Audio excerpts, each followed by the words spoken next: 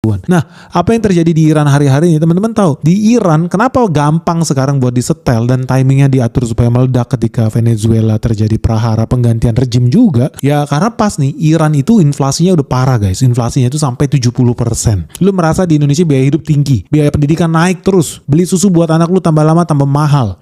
Iya kan? Inflasi tinggi loh di Indonesia itu. Iya kan? Tapi asal lu tahu ya, inflasi di Indonesia itu masih single digit. Bahkan menurut data itu di bawah 4% loh inflasi di Indonesia. Inflasi di Iran itu udah sampai 70%. Itu sedih banget. Dan yang membuat lebih sedih lagi apa? Gara-gara negaranya krisis moneter, duit itu barang langka, bahkan kurs mereka jatuh. Zaman dulu ya, di tahun 2015, 1 dolar itu setara 32.000 rial mata uang Iran. Tahun 2022, 1 dolar udah 430.000 rial. Detik ini guys, 1 dolar udah setara 1,4 juta rial. Lu bayangin. Jadi hanya dalam 1 tahun, nilai 1 dolar itu udah naik 500% lebih. Ngeri gak sih? Gila gak lu? Ya lu bisa bayangin ya, kalau Indonesia terjadi ya, nilai 1 dolar tuh sampai menguat 500% lebih. Padahal hari ini cuman berapa? 17.000 lah. Ya lu kali aja 17.000 kali 5. 1 dolar berarti hari ini menjadi 85.000 rupiah. Apa yang terjadi? Rejim jatuh pasti.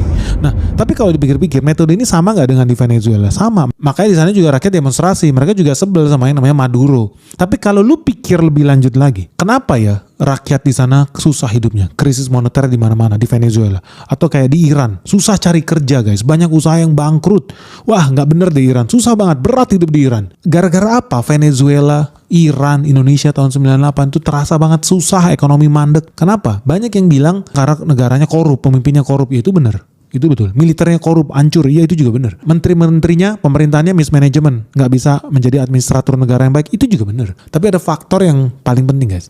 Kenapa Venezuela ekonominya terasa begitu sulit? Karena ekonomi dia sudah lama diboykot guys. Diblokade, disanksi sama Amerika Serikat. Jadi mereka nggak bisa hidup normal kayak teman-teman sekarang. Lu bisa pakai sepatu Adidas. Lu bisa pakai iPad. Lu bisa pakai Samsung, pakai WhatsApp. Lu tahu nggak Samsung itu software dari mana? Dari Amerika, Android. Lu kalau disanksi, lu nggak bisa pakai Samsung. Hidup lu jadi lebih susah. Lu jangan bayangkan ada smart TV di rumah lu, karena itu pakai aplikasi Google TV. Artinya lu nggak bisa menikmati perkembangan zaman ketika lu dikasih sanksi sama Amerika Serikat. Lu juga nggak bisa makan mie rebus favorit lu, mie goreng favorit lu. Kenapa? Karena tepung terigunya berasal dari gandum. Gandumnya dari Amerika Serikat. Artinya apa?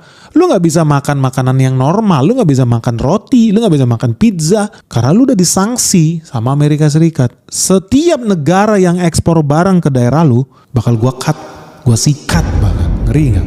Nah itu yang terjadi di Venezuela. Akibatnya apa? Barang-barang di sana mahal, susah hidup. Kenapa? Lu nggak bisa bangun pabrik kalau nggak ngutang. Ngutang dari mana? Dari luar negeri. Lu butuh investor asing. Tapi investor takut